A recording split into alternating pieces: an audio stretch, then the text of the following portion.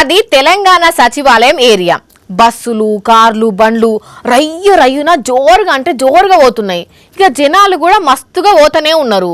కొందరైతే సెల్ ఫోన్లో మాట్లాడుకుంటా నడుస్తూ నవ్వుకుంటా పోతున్నారు. అంతే ఇంతల్నే ఒక తమ్ముడు ఎమ్మ ఏడుపు దెబ్బకు పోలీసులు ఉరికొచ్చిండ్రు. అసలు ఏం జరిగింది చూద్దాం పాండ్రి. అయ్యో తమ్ముడా, ఎంత పనైందిరా. నరకం అంటే నరకం చూసిండు పో. పాపం దండం పెట్టి తలకాయ కొట్టుకుంటున్నాడు. జర చిన్నగా నట తీయండి సారు. అమ్మయ్య వచ్చింది పో. కాలు కూడా ఏం కాలేదు, మంచిగానే అడుగు తీసి అడిగేస్తున్నాడు. జర తీసుకుపోయి కూసబెట్టండి సారు. మ్యాన్ హోల్ గ్రిల్స్ మీదంగా నడుస్తుంటే సడన్ గా కాలు ఇరికిందో లేకుంటే తమ్ముడే ఏదన్నా ఉపాయం చేసిండో తెలియదు గాని సుక్కలు చూసిండుల్లా.